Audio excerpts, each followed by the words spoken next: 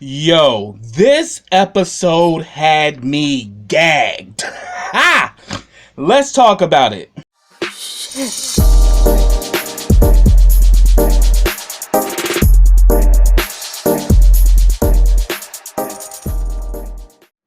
Hey, what's up, everybody? Welcome back to KRS TV. This is your boy Kenny, and this is the Haves and the Have-Nots Season 7, Episodes 13 and 14.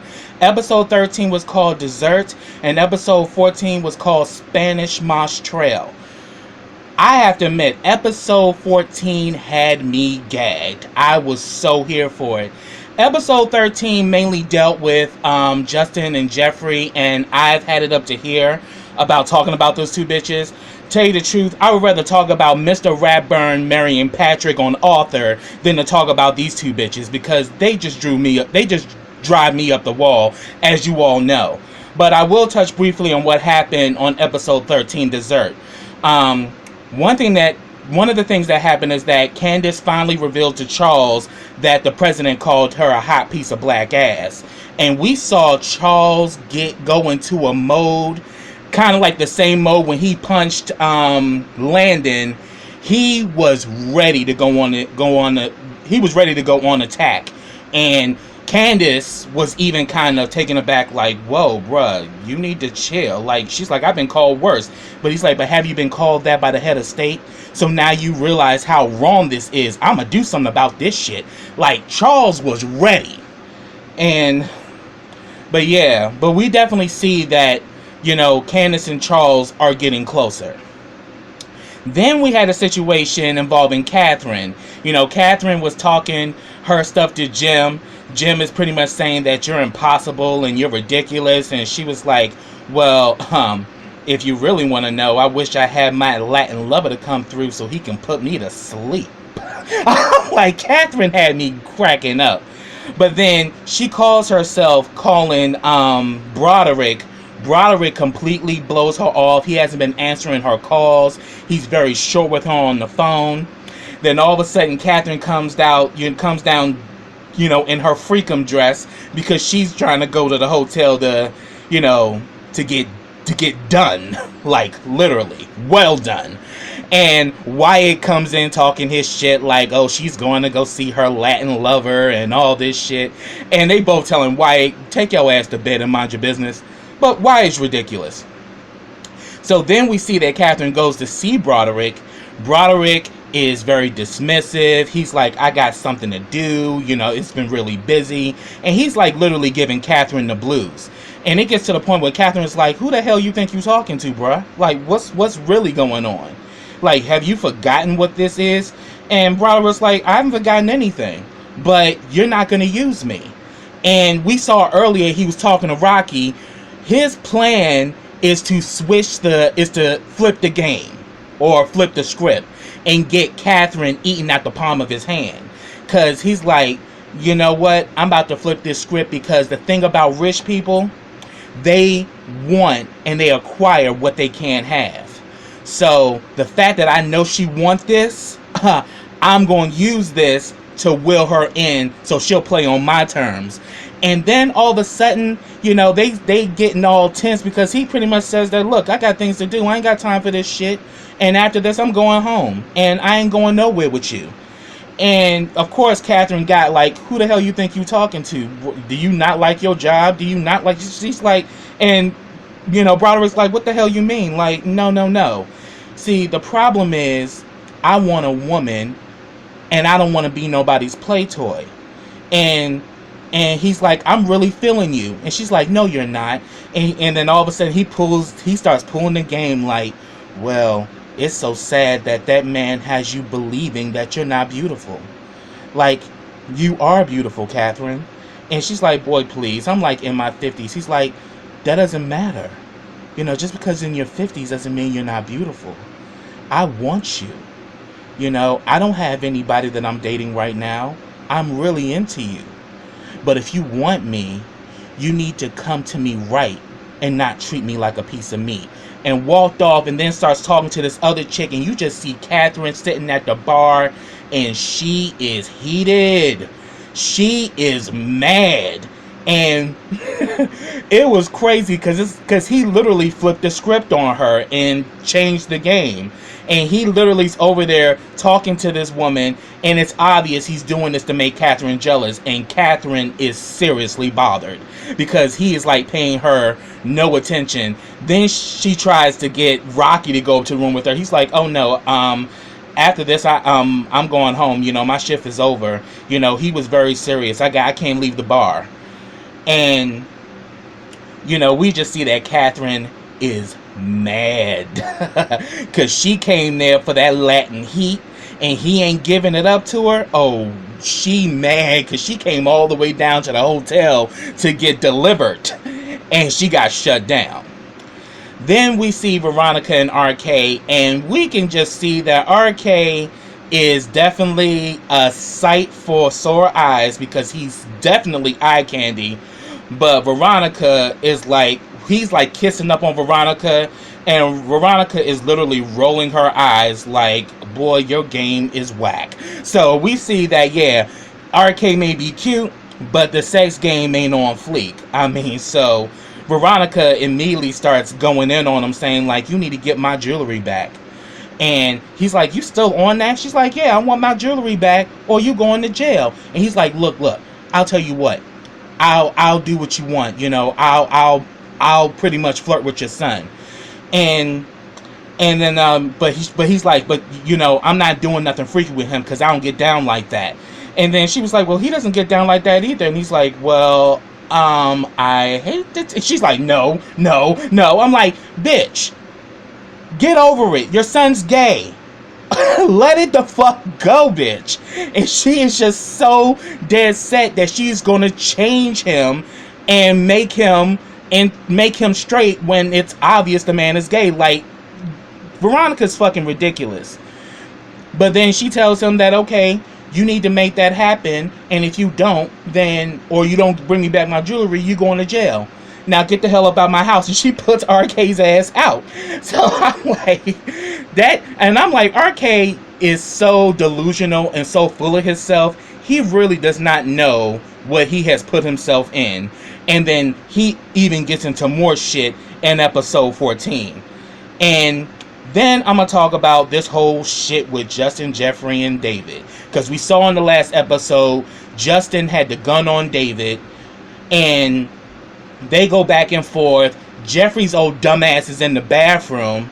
He finally comes out the bathroom. Because they were going back and forth for a minute. And, all of a sudden when he gets out the bathroom, he's about to fire the gun. That damn David punched the shit out of Justin and pulled the gun on him and was like, yo, I told you to stop fucking with my son. You obviously really are trying me right now. And the shit that made me mad was that damn Jeffrey sided with Justin and told David, you need to leave. You shouldn't be here. I'm an adult. I can handle this. I'm here trying to help him. I'm like, bitch, your ass needed just as much help as Justin's ass. You and Glenn Close got issues. Seriously, who the hell you trying to help, Jeffrey? It's that arrogance with Jeffrey that I can't stand. Because he feels because he has, some knowledge in the field of psychology. But obviously, you don't have that much smarts because you don't realize you're just as crazy as he is. Because after all this shit he's done, you're still trying to play Mr. Doctor. You need to get help. You need to talk to someone. Obviously, Jeffrey, you need to take your own damn advice because your ass need to talk to somebody too. Because both of you bitches are crazy. So then his ass, so after he tells David to leave, and that's the shit that got me too. Like, first of all, you're not gonna pull no gun on my dad and I'm gonna tell my father to leave. Oh no, bruh. Either you're gonna be leaving in handcuffs or you're gonna be leaving in a body bag, but you're not gonna put no gun on my daddy and I'm gonna flip on my daddy and tell my dad you need to go. Like, Jeffrey is really on some bullshit. Then he says, I'll tell you what, I'll stop seeing him when you stop seeing mom. Bruh, this ain't the same damn situation. Yes, your mother and Glenn Close is crazy as cat shit. That I won't deny, but Glenn Close is on some serious sinister shit, and we definitely see it, because after that he starts getting real, defensive, like, why does your dad hate me? I didn't do anything to him. I'm like, bitch, have you forgot that you ruined his condominium? He had art pieces that were worth, tens of thousands, some of them probably close to $1 million, and you just wrecked that damn place like it was nothing. And you can't replace none of that back, not on your cop salary. And then on top of it, you keep doing all this reckless shit. Like, why would he like you? And then he says that, then Jeffrey tries to leave, and he's like, oh no, you need to stay for dessert. I made dessert for us. I didn't even know how to make this dessert, but I made it, and I made it for you, and we're gonna have dessert, and then you can leave. Then they have dessert. Oh, I'm about to go. Oh no, you can't go. And then his phone goes off. It's like, oh, what's in your phone? Huh? And he's like, I'm not giving you my phone. He's like, let me see your phone, Jeffrey. You can look at my phone. You'll see who contacts me. Nobody, bitch, because nobody in your family is fucking with you. Not your mom, not your wife. You lost custody of your daughter. Your brother ain't calling you. Ain't nobody calling your ass.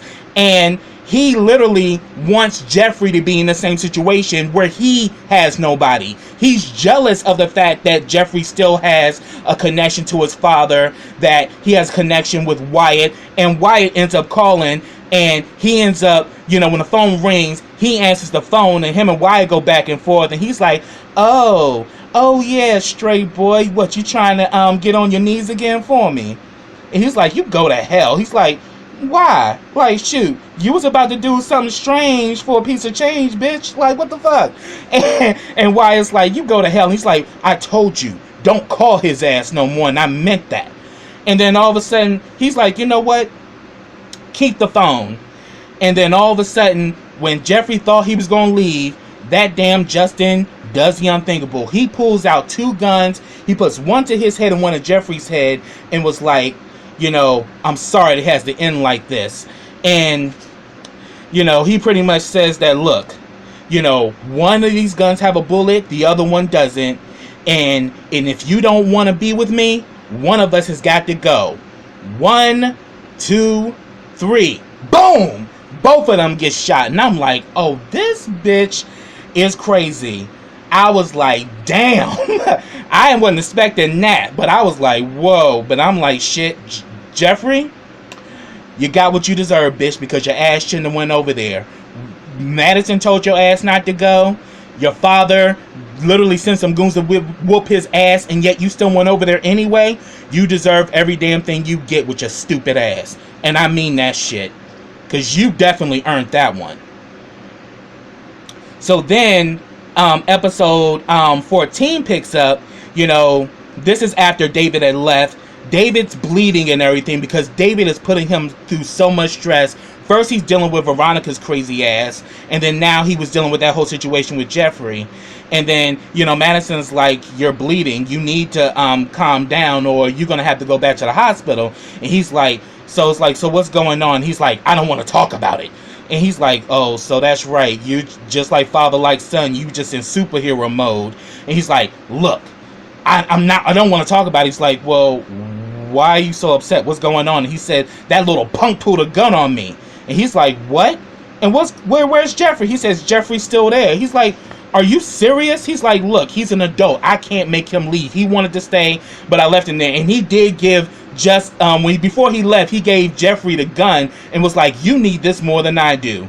And lo and behold, what we saw in this episode, he was right 100%. And Jeffrey, being the dumb bitch that he is, didn't catch the hint. So, but then Madison was like, yeah, that's why I told him to text me the address, because I had serious fears about him going over there, because this situation is only going to get worse. And it has. And then he pretty much says that, look, I just don't want to talk about it now no more, but that little punk, needs to be dealt with. And he bandages David up, and Madison says that, look, I got to go back to the hospital, but you need to take it easy. So then we see a scene with Candice and Charles, Candice is smiling, doing her little sex tease, and we see that she's happy and having fun. And, Charles is like, you're happy. I love seeing that. But then he starts saying that, but I feel that you're just afraid of letting go, and just putting yourself in my hands. See, Charles, you want her to be completely open with you, but you still haven't been fully honest with her about your past and the things that you've been doing. Because we definitely see that Charles got a tick, and if you hit that tick, that dude would do the unthinkable. Because when he punched Landon, I was totally gagged that he did that and the way he did it. And then just after that, just went into presidential mode like nothing happened. So definitely, Charles got a loose screw, and he's like, but he wants to be in dominance. He wants to, dominate the situation involving Candice. And, Candice is like, look, you're a man and I got trust issues, He's like, why would you feel that way? You see me with my kids. Yeah. And she's like, yeah, I've seen you with your kids, but I've also seen how mad you get. It's scary. I'm like, I agree, because this nigga can snap at any moment. But then he's like, won't you just tell me that you're happy? Just say that you're happy. And she's like, I'm having a good time. I'm like, bruh. And she had to say that, dude, you forget that I just lost my son? I've been on my own since I was 17. You got to be patient. I'm not just going to be a happy person overnight. She's having a happy moment, but she can't honestly say I'm happy. Look at all the shit she's been through. But then he says, but it's a good thing that you're smiling and looking up. And then she was like, yeah, because I really wanted to smack that hoe, talking about the president. And then they talking about the hood comes to Washington. Like, that was a good play on the movie Mr. Smith Goes to Washington. Classic film with James Stewart. Y'all should check that out. But I thought that was pretty cool. And then she was like, oh, so that explains why they served us fried chicken and watermelon. I'm like, racist as hell. And then he pretty much asked Candice to make love to him, and she's like, oh, you don't want a freaky session? He's like, I want you to make love to me. I really want to make love to you. And she's like, okay. So, they pretty much get it in with each other. So then we go back to the bar at the Artesian. That damn Katherine is sitting at that bar soaking. She's seeing Broderick flirting with this woman, and we can see that she's bothered, and she's like, huh, so this is the game you want to play, huh? And then we see that Arcade finally shows up, and him and Rocky are talking behind the bar, and Rocky's like, where the hell have you been? Like, you've been having these little disappearing acts lately, and you have the sink full of dirty dishes. And he's like, look, man, I'm sorry, I just had something to come up, but I'll do the dishes, I promise. And he's like, you're full of it. I'm like, yeah, RK is full of it. Not only is he full of it because he lies all the time, but he's full of himself, obviously. So then he's like asking him, I need cash. He's like, what you need money for? He's like, that Veronica chick? And then all of a sudden we see Katherine. I was like, oh shit. Katherine zoomed in immediately when she heard Veronica's name. He's like, he's like, what about her ass? And he was like, yeah, she want me to flirt with her son, and that's not my thing. And he's like, I'm not trying to go down that route, but I need some money so I can get her jewelry back. And Katherine is hearing all of this shit, that I need money to get her jewelry back from the pawn shop. He told him, like, no, now get your ass in there and wash them dishes. And Katherine overhears this. She ends up calling Hannah. Her and Hannah have a conversation, and immediately Hannah can tell that Katherine is inebriated. And they talk about Derek, and she says, I've been calling him and he's not returning my calls. I'm like, are you surprised? I'm pretty sure he knows that you know about it, because he knows that you and Hannah are best friends. And then now that Hannah knew, he knew off the bat that she was gonna tell you. So hell no, he ain't trying to talk to you. So that's not surprising. But then she says that, look, I'm gonna go to the bank tomorrow, and we're gonna give Jim back his money, and and then she says that, look, I'll take the job at the hotel, but I want you to keep some of my checks, so I can pay you back. And she's like, for what? And she says that, well, I want to ask, can I borrow the interest on the money? And she says, absolutely, go ahead. And she's like, but what's going on? She said, that damn Benny, them damn kids of mine. I'm like, yeah. And then Catherine's like, yeah, tell me about it. Yeah, because you got a crazy ass junkie running around in your house taking every pill, crook, and cranny that he can find in the crevices of every part of that damn house. And that's why. But personally, Wyatt needs to be in an institution. I don't know why they're keeping him in the house, because he's definitely not safe there. But then I understand why Jim's doing that, because he knows that the Malones are after his ass, and they probably can find him in an institution.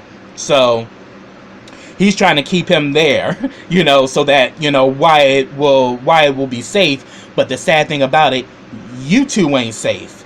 And from what we see on this season, Wyatt's about to snap. But then they get off the phone with each other, and then she starts talking to Rocky.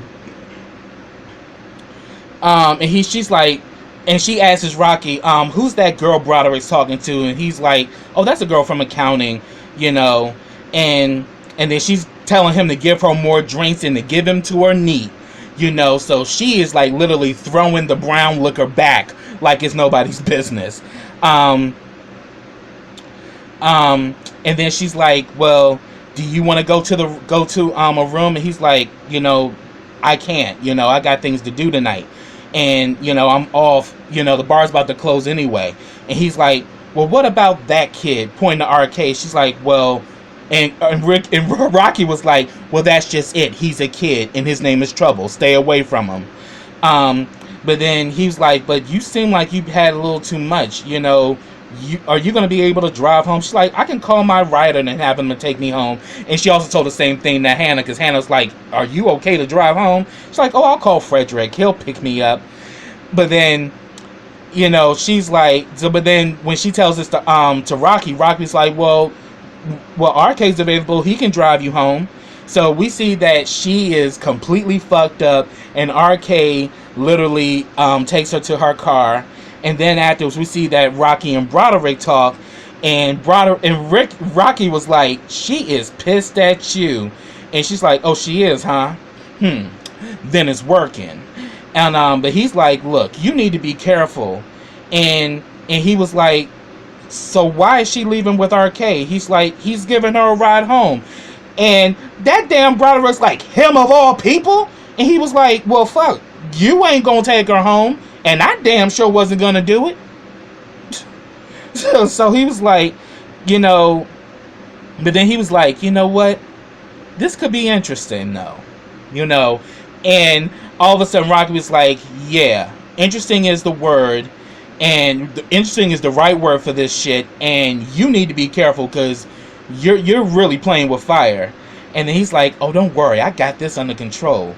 I'm like, Broderick, you may be getting too cocky a little too soon, because you really don't know how ruthless the criers can get, and how they can really shut motherfuckers down. But keep it on, Broderick. You may end up eating you may be meeting your demise sooner than you think. So then we get a clip with the FBI. We see that old boy is down in Savannah at the Artesian Hotel. Candice and Charles are there. They're back home now. And the FBI agent, who's also the attorney general, is like, won't you call Lisa about the president-elect's girlfriend? And he's like, well, don't you think it's too soon? I just got here. I need to get some more intel. He's like, oh no, call her now. Because just the fact that just with that title alone, she'll get up and, everything else will open up for you. But he says, do it now. This bitch don't know who she messed with. I'm like, okay, y'all gonna start some shit, but then this shit gonna come back to bite y'all in the ass. Because they're trying to not only shut down Candice, but they want to shut down Charles, and they're gonna use Candice as bait to do it. Because remember, in the last episode, well, the first episode of the mid-season premiere, we saw that the Attorney General and the President was talking about their little plan to shut down Charles and his administration before he even takes office. So then we got a scene where Candice actually has a nightmare, and we can tell that she's still grieving. She tries to run and get away, and he pretty much comforts her and tells her that it's going to be okay and that everything's going to work out. And he pretty much comforts her, which was a beautiful thing because it really shows that he really does have genuine affection for her, and he pretty much comforts her. And then we see that RK drives Katherine home, and then while they're about to walk into the house, they start talking, and Katherine's like, so you know Veronica, huh? He's like, are you sleeping with her? And he's like, well, it's not. He's like, and she's like, and she wants you to flirt with her son Jeffrey. You know he's gay, right? And she hates it. She hates it. I was like, she is so fucked up.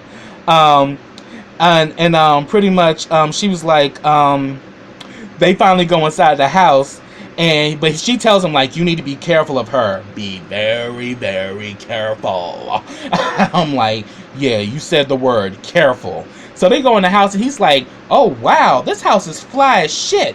And she's like, excuse me? There are no flies in here. I was cracking up. I'm like, Katherine, oh my God. But he's like, no, I mean, this place is really nice. And then she was like, well, how you gonna get home? And well, he asked, like, well, how am I gonna get home? And she's like, I'll call you a cab. And he was like, well, why don't you just let me keep your car? And she's like, okay, fine, you can do that. I'll let you keep the car and I can get it back from you in the morning. And she's like, won't you help me upstairs? And maybe we can have a more intimate discussion. And he's like, ooh, so you a cougar, huh? And she's like, oh no, baby, I'm not a cougar, I'm a lion. I'm like, Katherine is such a sex pot. That damn Broderick done turned her out so bad that she looking for anybody, for anybody to kind of like turn her out, because she couldn't get Broderick, so now she's gonna get RK. But I don't know. I mean, hey, he ain't satisfying Veronica, so he's probably not gonna satisfy you either. So here they are about to go upstairs, and then all of a sudden Wyatt's like, what the hell is going on down here? And then he looks at RK's like, who the hell are you? And then all of a sudden we see Jim come in, and he's like, who the hell are you? He's like, my name is RK. I work at the hotel. So Wyatt was like, oh, so you went down there she went down there to see her Latin lover. And where are you from? And he was like, Nicaragua. I'm like, you motherfucking RK, he is a mess. But then we see that Katherine and Wyatt, they leave the scene, and then all of a sudden we see that Jim and RK is talking, and he tells RK, thanks for bringing her home, and he's like, so how you gonna get home? He's like, oh, I'm good. He's like, you know what, I got you, I'm gonna give you something. And he was like, okay, thanks, then all of a sudden he's about to leave. He's like, hold on, don't you think you need me to give me the keys back? And he was like, well, she told me I can drive it. He's like, really? You think I'm gonna let you leave here to drive a $250,000 car? Are you seriously? Like, you know what? This is what you gonna do. You gonna give me back them damn keys, and you gonna give me my money back. Because you're one of those. And he's like, what you mean by that? He's like, I don't know, Nicaragua, won't you tell me? I was like, oh, Jim was really playing this up. And he's like, oh, really? You gonna be like, you racist as hell? And he's like, what do you mean I'm racist? He's like, that's a racist statement. He's like, bruh, I don't care if you was from what, but you the one that came up here and said you from Nicaragua, so are you really from Nicaragua? Because if you are, your Nicaragua ass ain't gonna leave here driving that car, and I gave you $100 to catch a cab, and you literally was gonna keep the money in you was gonna literally take my money, and you think you gonna take that $250,000 car? You must be out your Nicaragua mind. So give me back my money and give me back the keys, or I'm gonna put my foot in your Nicaragua ass. I was like, oh shit, that damn Jim is a mess. And he's like, you know what? And he gives him the shit, and then he ends up leaving. He's like, racist statement, Nicaragua, Really? What is wrong with people these days? Because you was using it in the sense, you used it in a racial tone, Jim. Don't play games. You know what the fuck you was doing, asshole. So then we see that RK, and when RK goes outside, he's like, damn, I ain't got no car, no money. Then all of a sudden Wyatt comes in, sneaks out the window, was like, hey, you want to make some money? He's like, sure, what's going on? He's like, you're Wyatt, aren't you? He's like, how'd you know that? He's like, your mother talked about you in the car, and she told me you got it bad. And he's like, you want to get me some stuff? And he's like, dude, I ain't no damn runner boy. What the hell's this shit? He's like, look, won't you, bring this, go get the stuff and bring it back to me? He's like, bruh, one, I don't have a ride. Second, that ain't how this works. You need to give me the money. I can go get your stuff and I can bring it back to you. He's like, well, the thing is, I can hook you up. I can get you. He's like, I can get you the car. He's like, well, where are the keys to the car? And he said, your father took them from me. He's like, okay, I can get you the spare keys. And what you can do is you go and get the stuff and bring it back, and I'll pay you double. And he's like, okay, dude, I got you. And then all of a sudden he was like, oh yeah. And then RK's like, ooh yes, the Lord done answered my prayers. And this damn fool. And he's like, yeah, baby, you gonna have fun tonight talking about the car. So then we see that Jim and Katherine, they go back and forth, and he's like, you went down there to see that damn kid at the hotel, huh? I told your ass you need to stay the hell away from him. And she's like, fool, you just afraid that your ass gonna be replaced. And he's like, he doesn't care about you, Katherine. He's making a fool out of you. And Jim is exactly right. And she's like, no, that's not what it is. If I leave your ass, you will have nothing. And let me let you know something. He's like, what? She's like, I'm going to let Hannah keep all the money. And you won't get a dime. And he's like, she's not going to keep that money. She's like, and what are you going to do about it? And he's like, she ain't going to keep that money. Mark my words. And she's like, yeah, whatever. Get the hell out of my house. So then we see that Wyatt gives RK the spare keys, and he's like, okay, I'll be back with your stuff, alright? I'm like, Wyatt's a fucking idiot. Because I'm like, bruh, you really think that this fool gonna come back and give you drugs? Like, just a dumb junkie motherfucker. So then he comes in, and, him and Jim run into each other. He's like, what the hell you still doing up? Won't you go to bed? He's like, why don't you go to bed? And he's like, what you about to do? And Jim's like, I'm going out. He's like, well, hell, if you ain't going to bed, I ain't going to bed. Shoot, won't you lead by example? But he's like, never mind. I'll be the bigger person as always. I'll go to bed. And he was like, hold up. And then Jim goes upstairs because Jim is on his way to go see, he's on his way to go meet up with Benny, and Hannah possibly. But he's definitely going to go see Benny after, Katherine done told him that she gonna let them keep the money. He ain't having that shit. And then all of a sudden when he's about to go outside, he's like, whoa, where the hell is your mother's car? He's like, I don't know. He's like, oh, that little son of a bitch. Yeah, and your dumbass son gave him the keys because he think he gonna get some drugs. Anyway, so then we get this scene with Veronica and David, and pretty much she's like, you haven't been returning my calls. And he's like, and he's like, well, I just needed some time to think. Oh, so she's like, so you're still not upset about your whore? And he's like, look, I hurt you and you wanted to hurt me because I hurt you. And yeah, she's like, and then all of a sudden, here it goes. She's like, oh, you hit me and you slept with all those women. Only thing that came to my mind was like, ring around the rosy, pocket full of posies, ashes, ashes. Bitch, sit down! Are you serious? She keeps replaying this shit as if like she's innocent. Like, bitch, think about all the shit you've done. You messing around with Benny. You also having this secret relationship with Derek back in the day. And remember, she did tell Jeffrey before he pushed her over that banister that David really wasn't his daddy, and she wasn't kidding. So the question is, Could it be possible that Derek can also be Jeffrey's father too?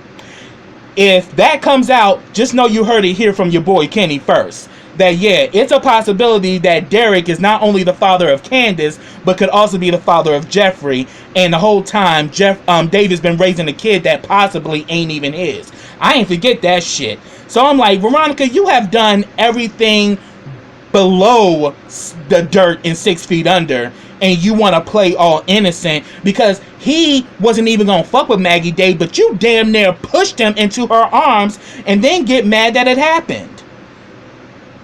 But then she starts saying that, you know, so then pretty much then all of a sudden she's like, I want you to make love to me like you used to. And he's like, my back is burned and I'm in a lot of pain. And she's like, well, I need to go anyway. I can still see her here and I can still smell her dime store perfume. I'm like, that damn Veronica is a hot ass mess. And then, you know, and then she was like, and you know she slept with a lot of men. You know, maybe it's a good thing because you need to get checked out. I need to get that blood work. I'm like, are you serious, Veronica?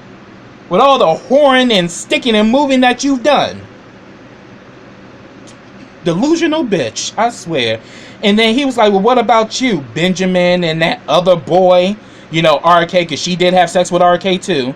And then he was like, boo boo, I'm the ice queen. The ice queen is also a condom queen. You know. And then he was like, why did you let me sleep with her? And she says, I tried to tell you. But then if you got anything, you got exactly what you deserve. So she's still plucking that nerve. But he was pretty much calm. You know, he didn't, you know, break. You know, he kept it cool. And he's like, you know, I get it. This was a house that I built for you. And yet, I ruined it because I moved her in here. So I understand. That's why you're upset. And then she says that, so are you going to take back what you said about that, you know, you were going to kill me? And he was like, look, I was upset. I didn't mean what I said. But as soon as her ass leave, he's like, okay, yeah, enjoy your last few days, bitch. And I'm like, yeah, that shit ain't over. It ain't over by a long shot. Then we see that Jim goes to see Benny. He calls him and tells him to bring his ass downstairs, and that if he got to kick the damn door down, he will. So then he pretty much saying, he's pretty much telling him that, look, you know, what the fuck you want? And he's like, I want my money, and you gonna give it to me. And then he's pretty much, you know, Benny stood and it was like, I ain't giving you shit. And he's like, you know what? I'm being real patient with you and your mother. He's like, say something about my mama. I'm like, all right now. You done already got your ass jumped when you was talking shit, when you was talking all that shit to Hannah, calling her a bitch. And we saw that Candice and her molly-whopped his ass up in his own house. Imagine what Benny would do when you fuck with Hannah. He ain't playing that. So, and then he's like, you know, he lets Benny know, if I don't get my damn money back, you're done. You hear me? You're done. So yeah, you have a good night, because it just might be your last. I'm like, oh, it's gonna be some shit. And he was even saying that, you know, that little stab wound I gave you, that didn't change, that didn't wake you up. He was like, man, that's pretty much a scratch from where I come from. That ain't nothing. I bounced back. But I'm like, Benny, I'm all for you standing up to Jim, but you really don't know what Jim is capable of, and he probably will have you taken out for real. So we gonna see, will Benny survive? So then down at the hospital, we see that Keisha, we see that Madison runs into Keisha. He's about to leave. He just finished his shift. And pretty much she says, well, it's a good thing you leaving because we got 2 gunshot victims on the way here. You know, and she's like, and then all of a sudden he was about to leave, and then something triggered in him like, what do you mean? And she was like, look, there's a police report, you know, about 2 guys coming from, you know, Spanish Moss Trail. That's the same address that Jeffrey had texted Madison. So he looked through his phone and he was like, oh shit. He calls Jeffrey and gets a voicemail, and then we see he calls David, and that's where it ended. So yeah, that crazy motherfucker Glenn Close done shot herself and shot Jeffrey, and now they both on the way to the ER. So this is going to take a life on its own, and I can't wait to see what's about to go down. So that's what I got, y'all. If I missed anything, put it down in the comments. I'd love to talk to you about it. But subscribe to my channel. Click that bell so you get notifications every time I drop a video. Also, follow me on all of my social platforms. I have the link in the description box. Also, like this video, comment on this video, and share this video. And I will be back with the next episode of The Haves and the Have-Nots. Again, I deeply apologize that these reviews are late. I've been really having some serious health issues, and I'm actually going through a transition. But you know, I definitely thank you guys for all the love and support you show me, and I'm not going to disappoint you. So until next time, everybody, take care.